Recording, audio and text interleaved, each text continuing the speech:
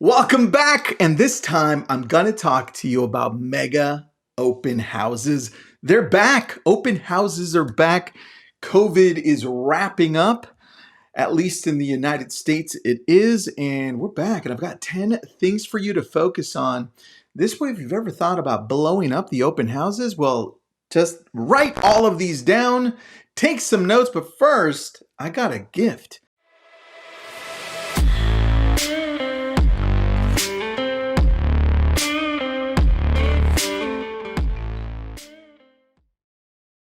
Someone sent me this big box and it's got Superman in it, and I want to show you. I want to share it with you if I can pick it up. Oh, jeez. This is the box right here. I mean, obviously they modeled it after my own abs right here, right? And my chest and my arms for sure. So I love this one.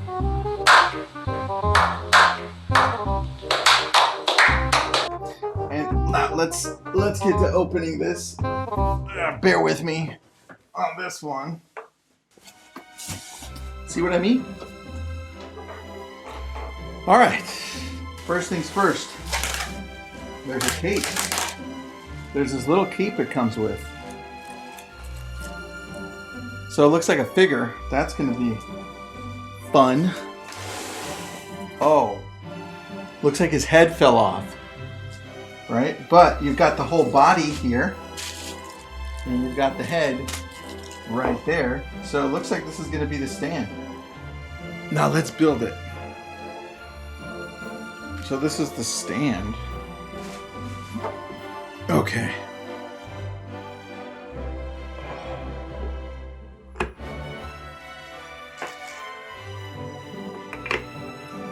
That's super easy. Oh, nice. Oh, that's pretty cool, dude. Oh, there we go. All right, I'm done. Here we go. That? Pretty heavy.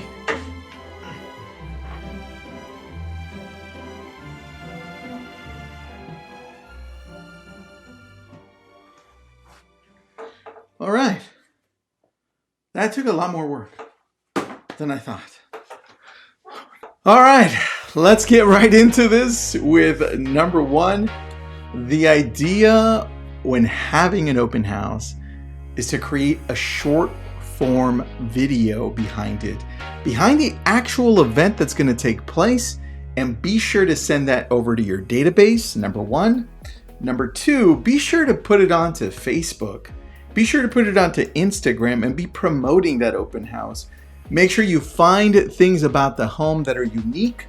Find the reason that the seller bought the home in the first place and use that to tell the story behind it. Don't just stand in front of the home and say, hey, I have another open house. This is the price. This is the neighborhood. That's all great. Tell me a story behind it. That's the key. That's what you send to your database. That's placed on social media. That's what attracts people. That's number one. Number two, when you create this video, make sure that you're putting money behind it on Facebook and Instagram and anywhere else you want, but those are the main two, right? So make sure that the video is less than a minute, get to the point, tell that story, but either boost it or go into Ads Manager and put a little bit of money behind it. I would suggest about $10 a day. And I would suggest that you run it Thursday, Friday, and Saturday if your open house is on Sunday. If your open house is on Saturday, then run it Wednesday, Thursday, and Friday. Now, it does take Facebook and Instagram typically 10, 20 hours, sometimes 24 hours to do the turnaround, so plan ahead. If you know you're gonna have the open house, I would probably shoot the video on a Sunday. Get it edited. If you're the one editing, great. Then have it ready to upload into Facebook by Tuesday. Have it ready to go. Approved, it'll be ready by Wednesday, so it goes out. $10 a day is sufficient, but you can test it out. It could be as little as $5, and in some areas, you need to go up a little bit more. That's number two. Number three, this one you should definitely do, and that's door knock all of the neighbors. Now that we're able to door knock people's homes, people are opening up again.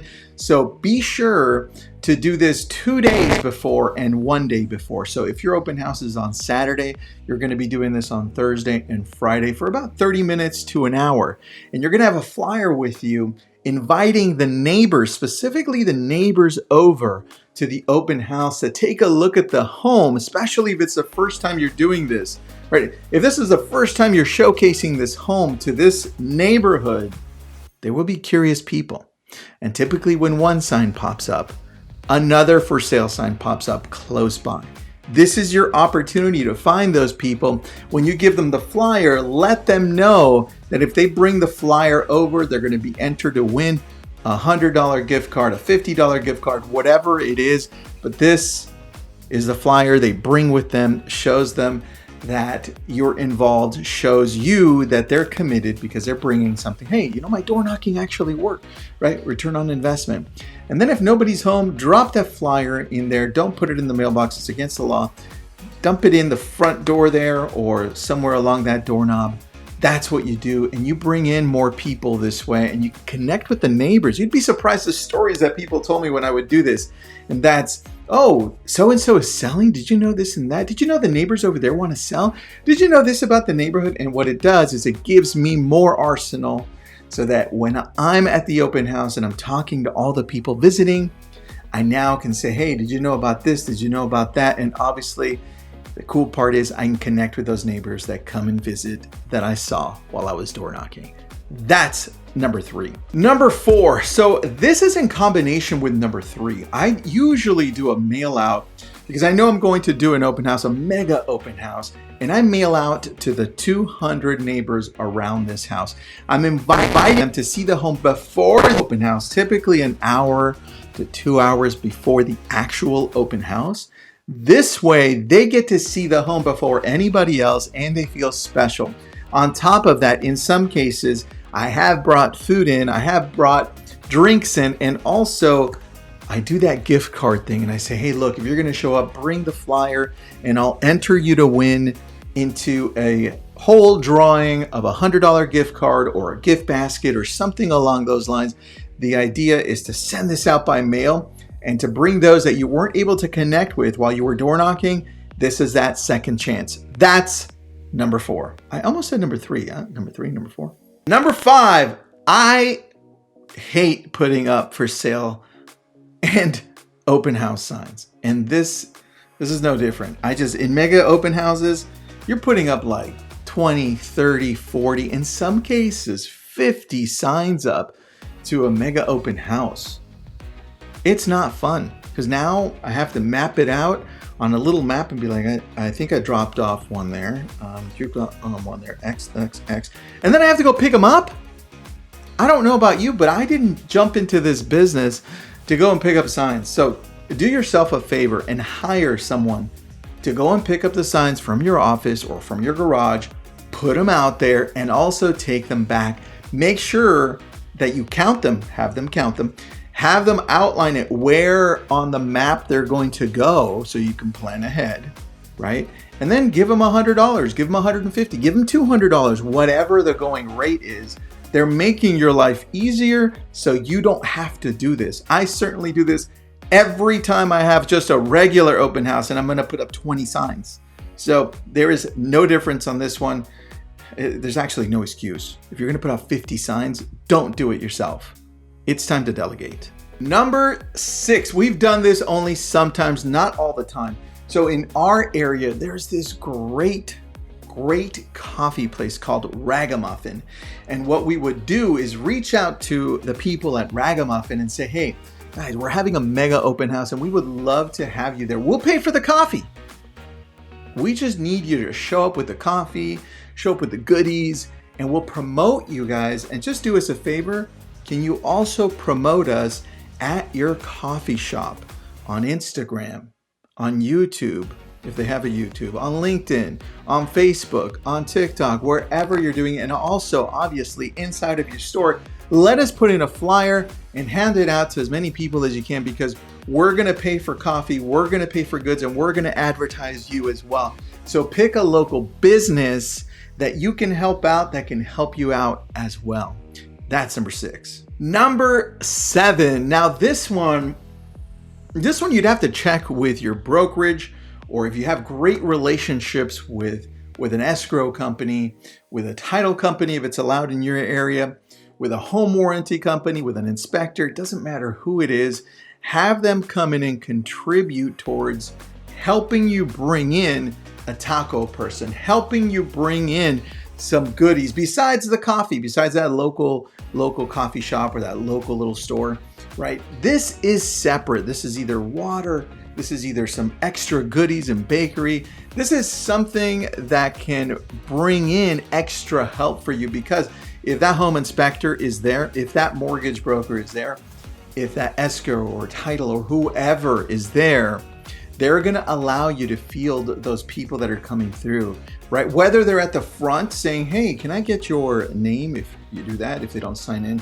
electronically, or somebody that just helps keep an eye on everything, because the way open houses are going right now, we're getting 100+ people an hour stopping by. So you definitely need more help, and this is a great way to get it. That's number 7. Number 8, use some type of a device for people to sign in. The way to get around it is just say, hey, look, I'm protecting my seller. My seller needs to know everybody that comes into the home. If you'd like to see the home, I have to abide by these rules and you have to sign in.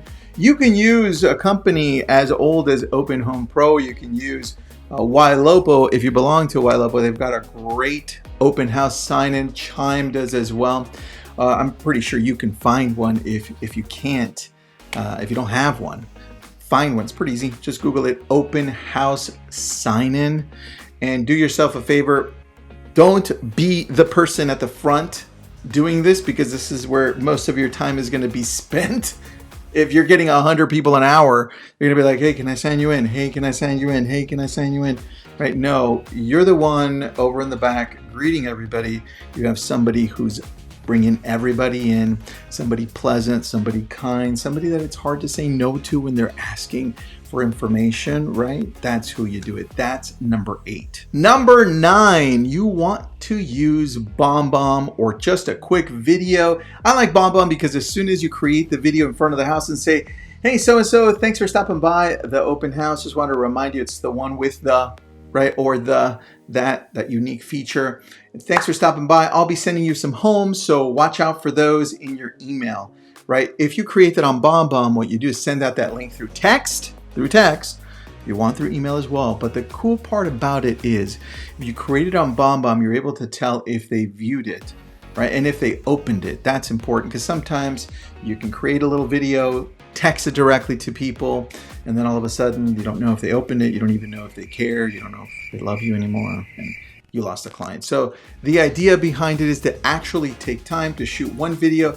Look, if you've got about 200, 300 people visiting an open house, shoot one video. Don't use their name. But if you've only got like 10 people stopping by and it's a mega open house, right? In some cases, we get that in Malibu, where we have these big, massive homes, only 10 people stop by, right? Sometimes they're intimidated to stop by the home, but we only get 10. And so this way, if it's only 10, I'm going to go and I'm going to name them. I'm going to make 10 different 15, 30-second videos. I'm going to be like, hey, John, thanks for stopping by. Hey, Patty, thanks for stopping by. Hey, Eric, and so forth and so forth and so forth. So that's number 9. And number 10, that's once you're done, be sure to upload all of these people into a CRM so that you can follow up with them, because chances are they're not going to be ready right now. It takes time, like everything else, right? And it's your job to follow up with them and nurture them and be sure that when they're ready, you're going to be there. So it's either a drip that has nurture, it's either putting them on a property campaign, and then it's a combination of sending texts and videos and phone calls. Just be sure that you're not one of those agents that's consistently pushing with commission breath. You want to buy, you want to buy, you want to buy, right? Give them value. Send them other properties that are coming out. Send them other properties that are similar, something that they have probably not seen. You give them value, and you'll bring them back to you. Just put them into a CRM. That's it. Those are the 10. I hope you enjoyed this one. And do me a favor, please subscribe. Share it with somebody who you think would love this. Thanks again. I appreciate you.